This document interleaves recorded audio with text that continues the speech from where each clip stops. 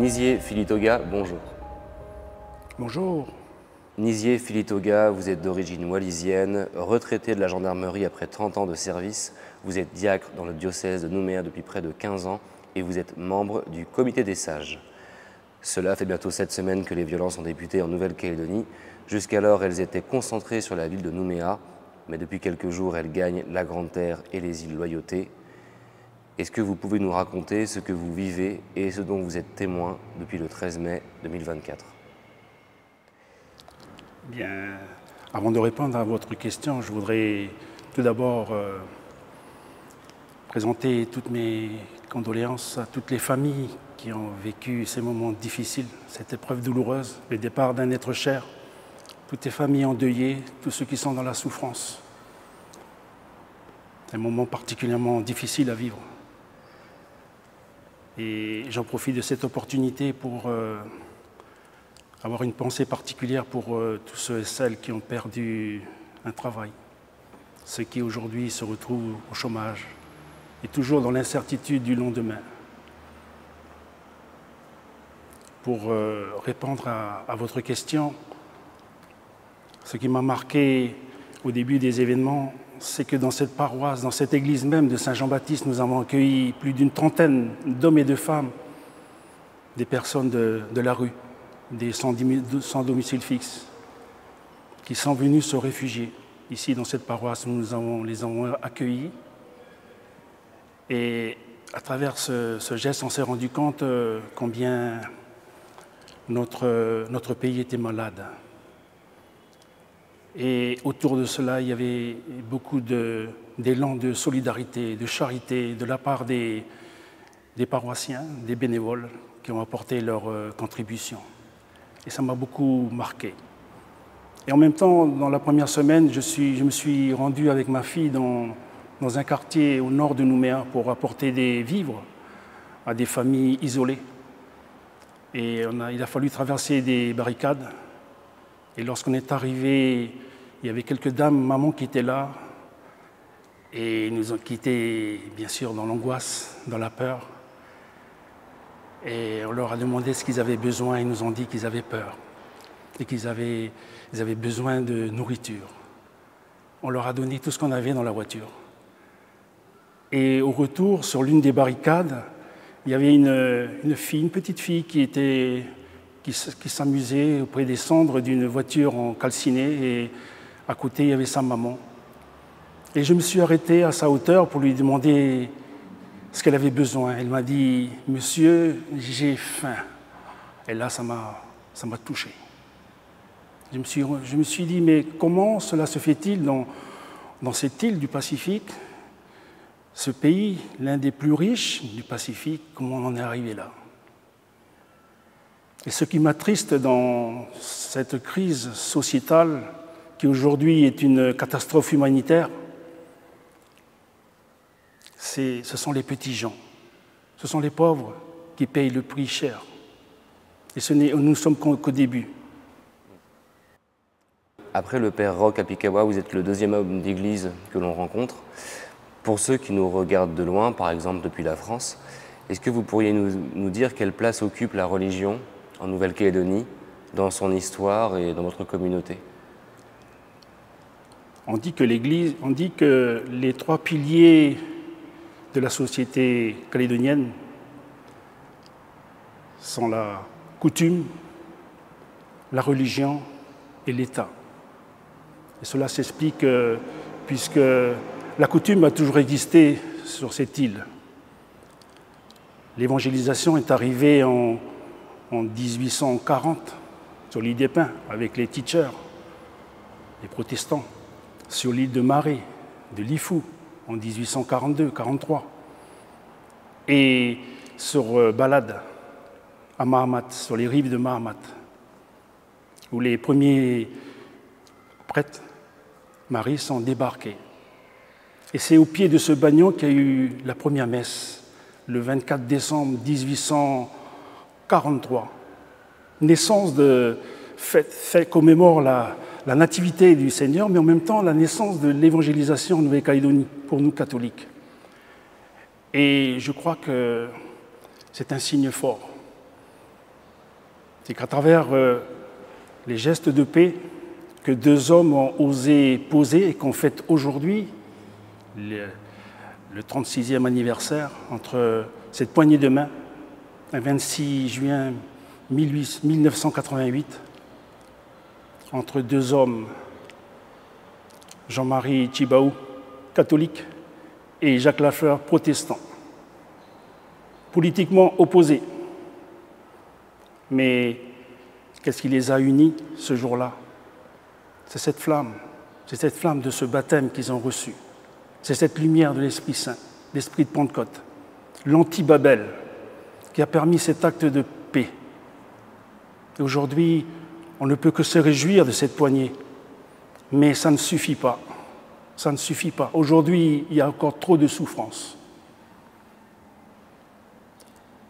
Et on peut se rendre compte dans nos églises, c'est qu'il y a cet arc-en-ciel qui peuple la Calédonie, les Mélanésiens, les Européens, les Polynésiens et les autres ethnies, et qui fait la richesse de ce pays. La diversité culturelle de ce pays est trop riche pour que nous la gâchions. Il faut véritablement témoigner. 180 ans que l'évangélisation est arrivée sur cette île. Quelle que soit la couleur de notre peau, quelles que soient nos opinions politiques, nos opinions de tout genre, ce qui nous rassemble, ce qui nous unit, ce qui nous lie aujourd'hui et qui fait de nous des enfants aimés de Dieu, c'est notre baptême. Que l'on soit catholique, que l'on soit protestant, c'est le même baptême. Alors aujourd'hui, j'ai envie de dire, mais Calédonien, Calédonie, qu'as-tu fait de ton baptême? Qui fait de nous des enfants bien-aimés du même Père et que nous avons à témoigner de cet amour autour de nous. Et je peux témoigner d'un fait qui s'est passé ce dimanche lors d'une célébration d'une liturgie dans une des églises de Nouméa. Un confrère diacre qui animait une liturgie de la parole. Au moment de la prière, il y avait un grand gaillard qui est rentré. Alors, bien sûr, il avait le foulard autour de la tête avec des lunettes noires, impressionnant, imposant. Pas très loin d'un barrage d'ailleurs, et que quand il était rentré dans l'église, il a enlevé sa coiffure, et il s'est mis à prier. Il s'est mis à prier.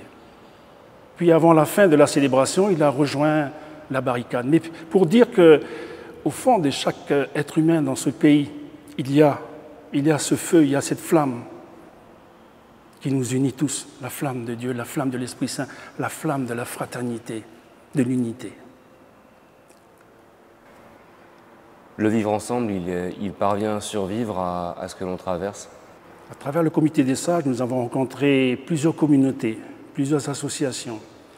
Nous avons rencontré notamment les jeunes, la jeunesse, dans les collèges, dans les lycées, partout au Canada, sur Rivière-Salée, à l'université. Et à l'unanimité, le mot qui ressort, c'est le vivre ensemble.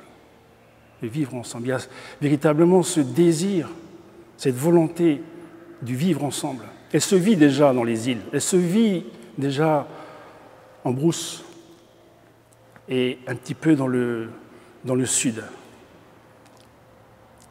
Mais aujourd'hui, plus que jamais, on a besoin bien sûr de se vivre ensemble, mais c'est surtout se vivre dans la paix. Dans la paix, parce que nous aspirons tous à la paix. Vous êtes un ancien gendarme. Dans quelle formation étiez-vous? Est-ce que vous avez déjà exercé sur le territoire? J'ai servi plus d'une trentaine d'années dans le sud-ouest de la France, entre Bordeaux et Toulouse, et une partie à Nouméa. Et à l'occasion d'une intervention où j'étais responsable d'un groupe, on est arrivé, c'était en 2001. Je me rappelle très bien, c'était un 14 novembre 2001.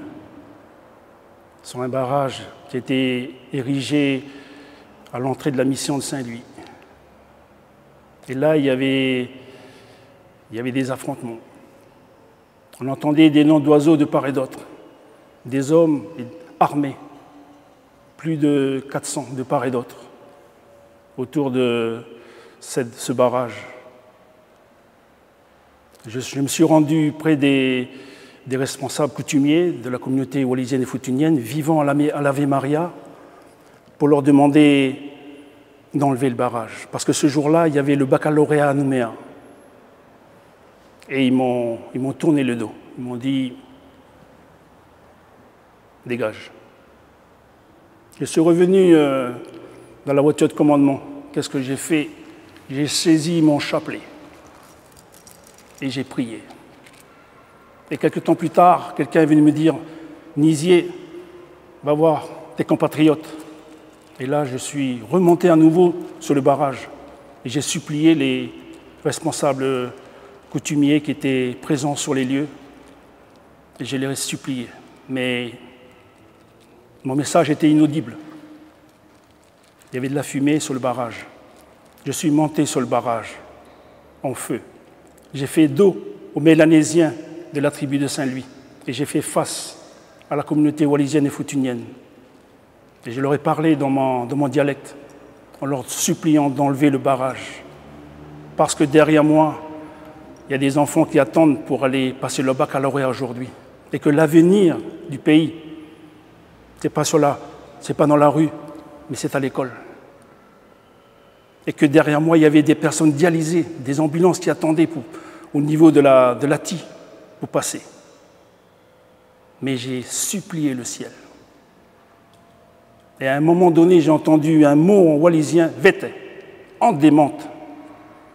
Et là, beaucoup n'ont pas compris sur les lieux.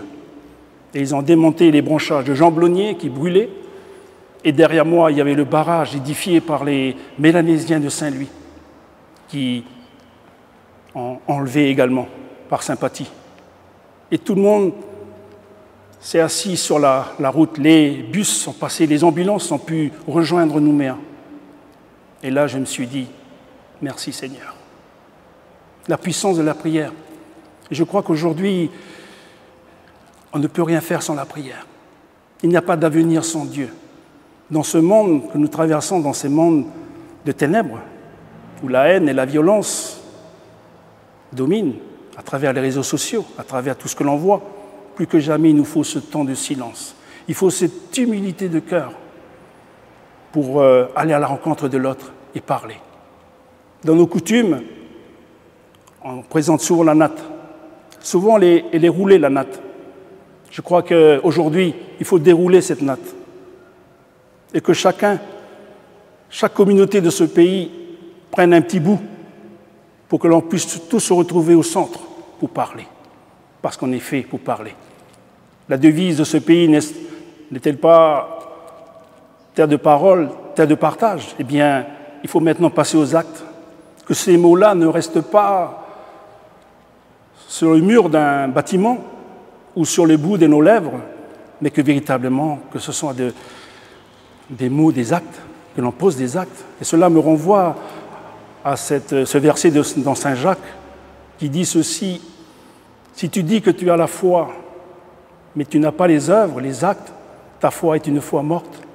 Alors, baptisés aujourd'hui, chrétiens de ce pays, plus que jamais nous avons à raviver cette foi, à raviver cette flamme qui est en nous, la flamme de l'amour, de l'unité.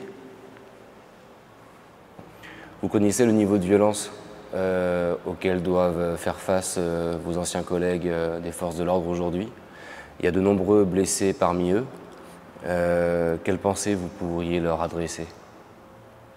Ce que je peux dire, derrière l'uniforme que portent ces hommes et ces femmes, il y a des êtres humains qui ont des familles, qui ont des parents, qui ont des enfants et qui font un métier difficile et qui parfois au péril de leur vie, qui sont prêts à porter secours pour sauver des vies.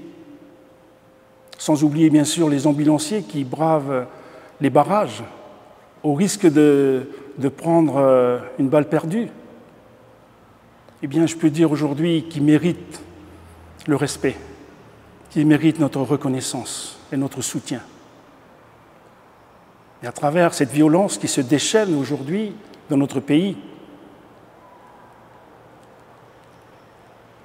la réponse ne peut venir que, bien sûr, que de la prière, mais elle peut venir aussi des responsables de ce pays et de l'État.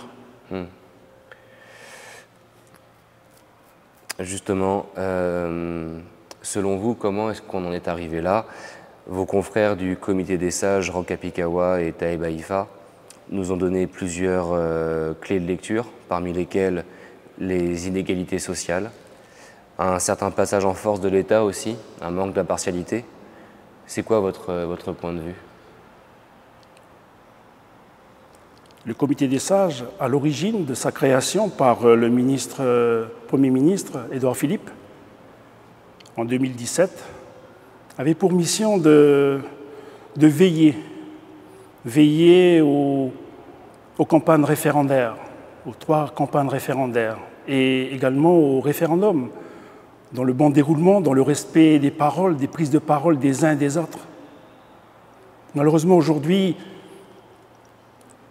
souvent, il y a des paroles qui blessent, il y a des paroles qui sont complètement à l'opposé de ce qu'on attend de responsables, d'hommes et de femmes responsables politiques de ce pays, et qui peut générer des tensions.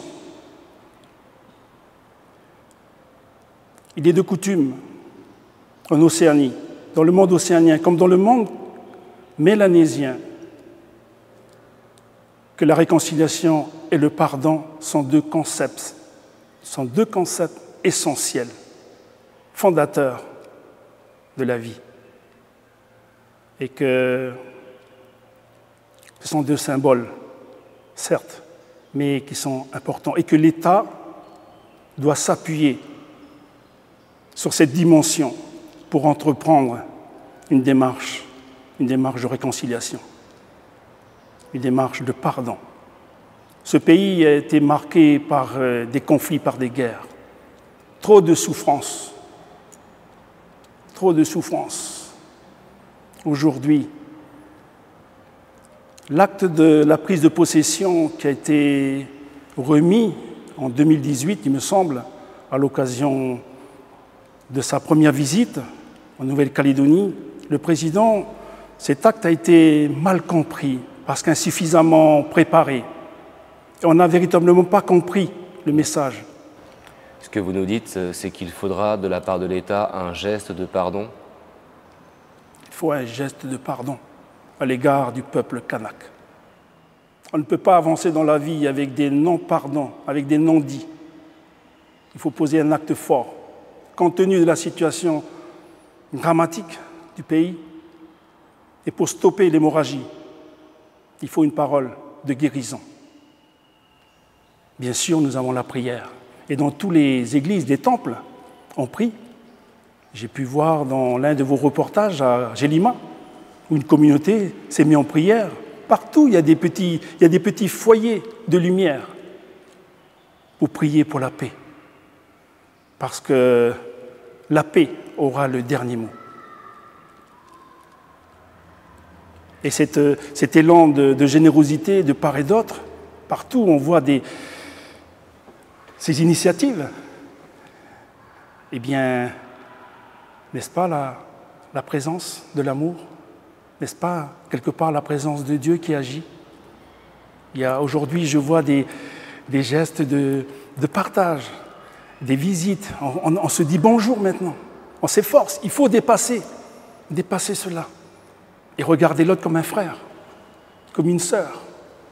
Et alors là, on aura franchi un pas de géant.